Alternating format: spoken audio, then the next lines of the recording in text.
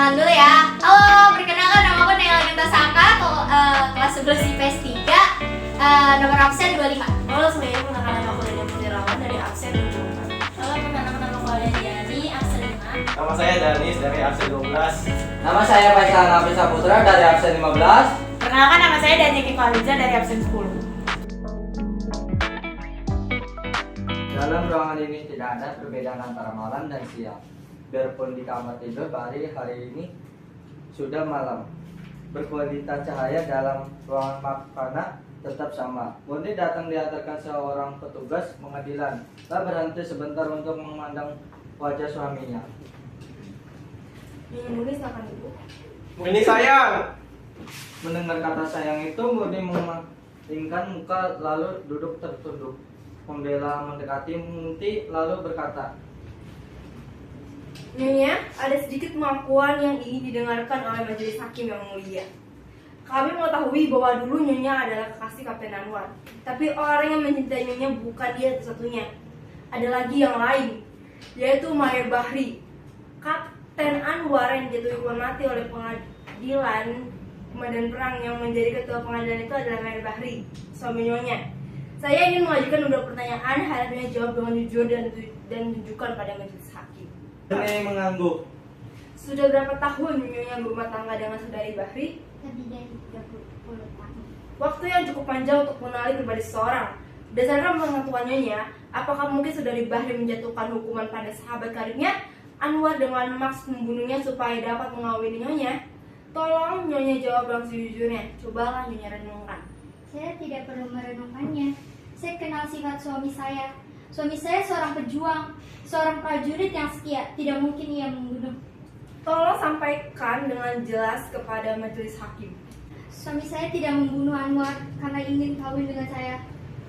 Terima kasih Nyonya. Untuk sementara sekian dulu yang mulia. Saudara penuntut umum, giliran saudara. Nyonya Murni, apakah Nyonya seseorang yang dapat dipercaya?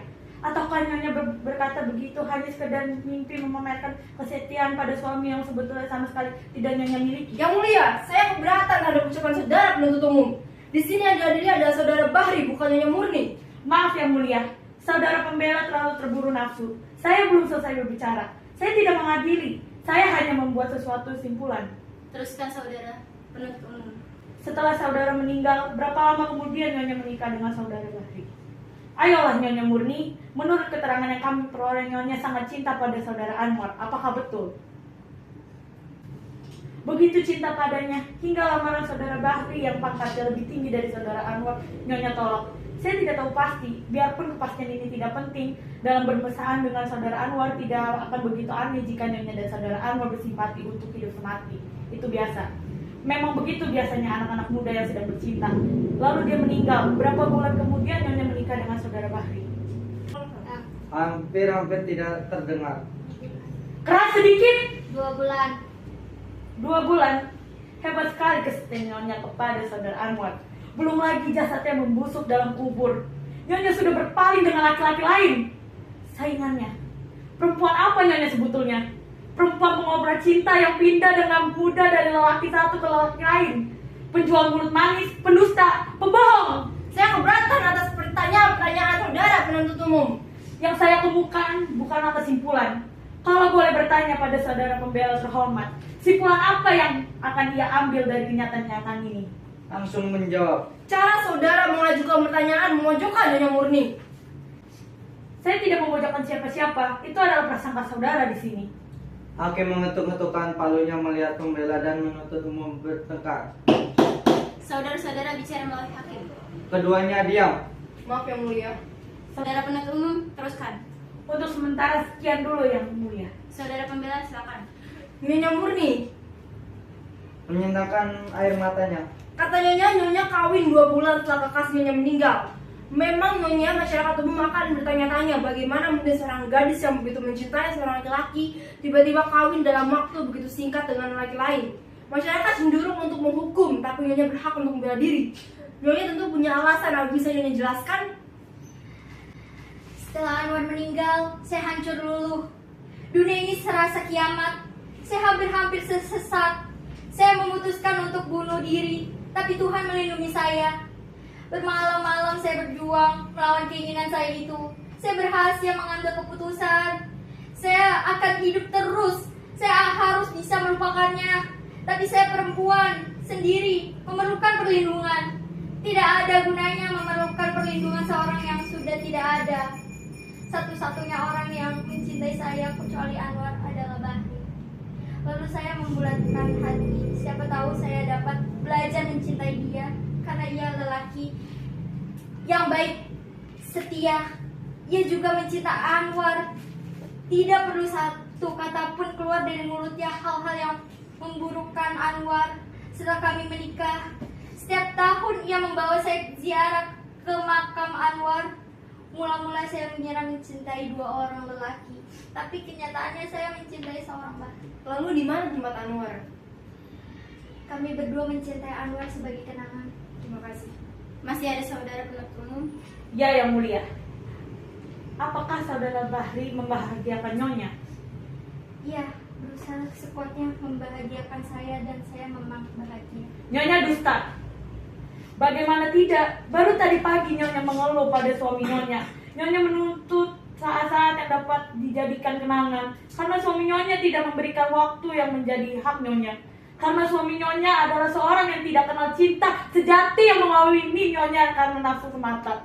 Oh Tuan, mendengarkan suatu yang tidak diperuntukkan bagi telinga. Itu tidak menjadi soal. Di sini tidak ada rahasia.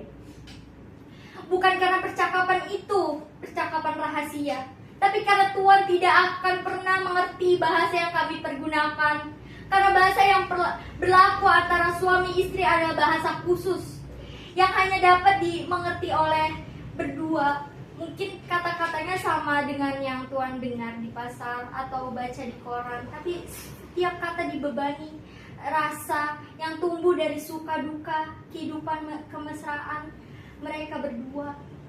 Kalau begitu tidak masuk akal sama sekali. Usaha manusia mendirikan pengadilan untuk menetapkan suatu perceraian. Perceraian terjadi jika bahasa itu sudah mati dan digantikan oleh bahasa pasar dan bahasa koran yang jadi milik orang banyak. Baik, saya tidak akan memasuki persoalan itu lebih jauh. Kepada hakim, Yang Mulia, yang ingin saya buktikan ialah bahwa saudara Bahri adalah seseorang yang dikendalikan oleh hawa nafsunya. Nyonya, waktu saudara Bahri melamar Nyonya dan Nyonya menolak lamarannya, apa kata-kata yang diucapkan oleh saudara Bahri? Muni diam sebentar lalu berkata, Saya mengerti kekecewaannya. Apa yang dia ucapkan tidak penting. Penting atau tidak penting adalah urusan majelis hakim. Apa katanya? Saya lupa. Ayolah Nyonya, Nyonya tidak lupa. Murni memalingkan ke arah suaminya. Bahri berkata pada hakim, Yang Mulia, apa boleh saya mengatakan sesuatu pada istri saya? Silakan. Katakan yang sebenarnya Murni. Hanya kebenaran yang bisa menyelamatkan saya. Muni menunduk lalu berkata, Ia berkata sekarang soalnya sudah jelas. Apa yang menjadi niat waktu tertuduh menjatuhkan hukuman mati sudah jelas. Ia ingin membunuh saksi yang merupakan saingan baginya. hakim menyatakan berbisik. Ibu Hakim yang mulia, apakah boleh saya mengajukan barang bukti? Saya kira tidak perlu lagi. Yang mulia, apapun keputusan yang akan dilakukan oleh yang mulia, satu hal yang harus pasti. Keputusan itu harus berdasarkan kebenaran tersebut. Dunia sudah terlalu seret dengan segala macam prasangka. Baik, silakan.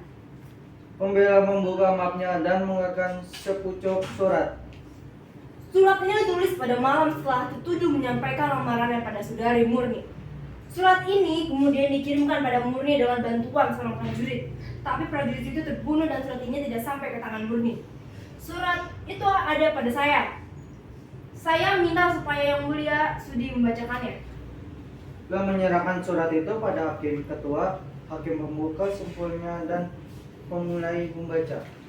Andina Mulia tercinta, biarpun cinta Kakanda telah Andina tolak, semoga Andina masih bersedia membaca surat ini dan mempertimbangkan permohonan Kakanda. Kakanda minta maaf atas ucapan yang Kakanda lontarkan di hadapan Andina. Kakanda begitu kecewa dan sedih, hingga Kakanda kehilangan kendali atas diri Kakanda. Lalu Kakanda berkata, kalau begitu tidak ada jalan lain, salah satu di antara kami, saya atau Anwar harus mati. Kakanda menyesal sedalam-dalamnya atas ucapan itu. Kakanda malu Kakanda kini ingin bicara dari lubuk hati Kakanda. Anida bebas menentukan pilihan. Jika Anida memutuskan untuk memilih Anwar, maka Kakanda akan mengucapkan syukur dan berdoa pada Tuhan supaya kalian bahagia. Anwar adalah sahabat Kakanda. Kalau dia bahagia, maka Kakanda juga bahagia. Salam Kakanda, Saiful Bahri. Terima kasih yang mulia, saya tidak akan mengajukan pertanyaan lagi. Saudara penuntut umum, silakan ingin mengajukan pertanyaan pada saksi. Tidak ada yang mulia. Tapi Apa ada yang saudara ingin sampaikan pada majelis hakim? ada sedikit yang mulia. Sebuah perbuatan ditentukan oleh niat pelakunya. Dari pemeriksaan yang dilakukan sudah cukup jelas niat apa yang tersembunyi di dalam hukuman yang dijatuhkan oleh tertuduh. Biarpun saudara Bahri mengatakan bahwa semuanya ia lakukan demi Tuhan, demi bangsa dan negara, niat yang sebenarnya adalah menyingkirkan saingannya. Dengan demikian, dia bukan orang yang melakukan tugas, tapi ia harus dinyatakan seorang pembunuh. Terima kasih. Saudara pembela, saudara saya persilakan untuk menyampaikan pembelaan saudara yang terakhir pada majelis hakim.